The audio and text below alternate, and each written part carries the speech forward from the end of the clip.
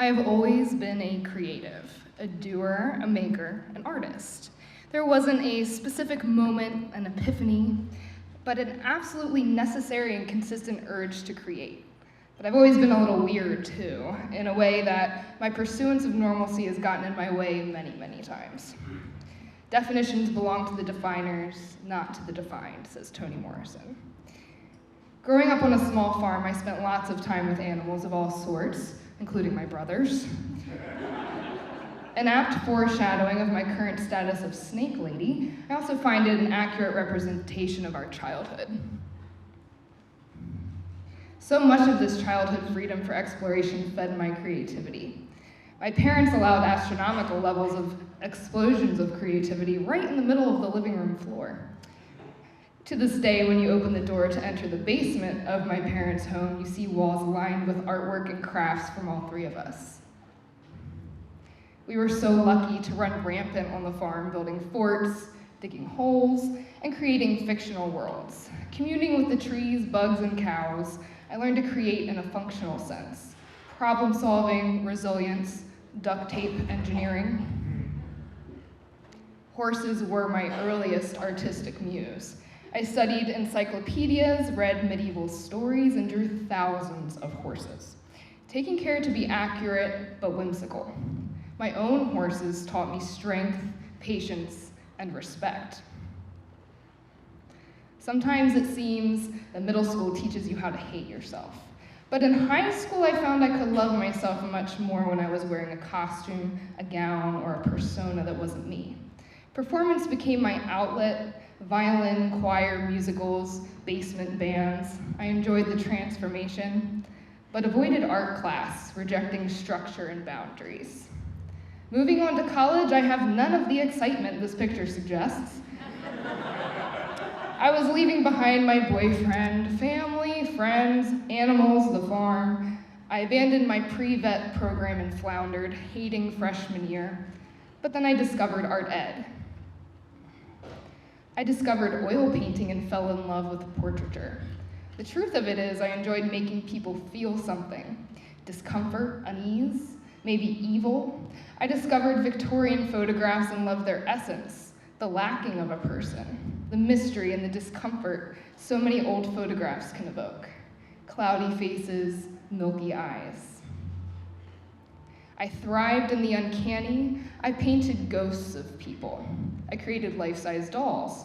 And to spite snobbish BFA students, myself and a classmate hung our own show, because we weren't just teachers. Summer camp and student teaching filled my time outside of the studio. Long summer days spent with squirrely kids taught me the most about being a teacher. Band-aids, tags, swimming, card games, but teaching art in particular became a passion. Encouraging, guiding, finding a vision, and creating it. I still found space for costuming, escaping to Fairy Festival or the Renaissance Fair to enjoy not being me for a weekend, or just a few hours. It's somehow comfortable to exist in spite of beauty. Being is so much more. Following graduation, I began my first job in Montgomery County, Maryland, good old White Oak Middle School, where I grew a backbone very quickly. Confidence, security, I definitely struggled. I still costumed, and I embedded myself in my school community. I would like to say buying my home in 2017 was a joyous moment, but looking at this old Realtor.com photo brings me mixed emotions. That pursuit of normalcy and doing the right thing caught up to me. A door both closed and open. The end of a relationship, beginning of a new job, beginning of a different life. Freeing yourself was one thing, claiming ownership of that freed self was another. And another Toni Morrison quote, "You are your best thing." It's hard to look back sometimes and realize you hadn't been thinking that, acting on it. But when you repeat it to students, sometimes you begin to believe it. Reptile Smiles was born. Loving animals and sharing them became another facet of education that I adored. An opportunity, a hobby gone wild is more accurate, but still fulfilling. But to find out the truth about how dreams die, one should never take the word of a dreamer. Another Morrison quote. In the past 2 years, Reptile Smiles has grown substantially as I've merged animals, art, and incredible determination. My favorite question, so how did you get into this? Usually asked with a grimace. It's hard to explain. Well, I've always been. And at risk of sounding like a lunatic, I relate closely to my reptiles, artfully misunderstood. I will never know everything I want to know, but creating amongst other artists who encourage, teach, and share, who champion collaboration and inspiration, the collide of creative minds creates beautiful fireworks. I've never been good at standing still. I've always wanted to try everything. Being an artist and educator, I encourage explorations and lots of mistakes, because learning resiliency and perseverance are crucial in achieving your vision, whatever it may be. What's the world if you can't make it up the way you want it, says Tony. Becoming a working artist this past year feels surreal, that people desire what you can create, and sometimes you encounter those who believe in your vision and trust you with theirs.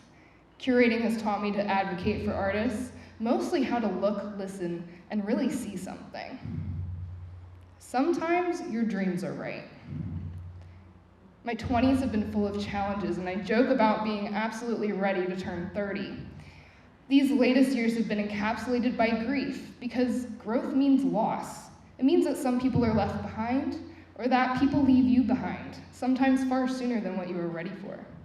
But then you find your people, who believe in you, who teach you so much about who you could be, becoming the definer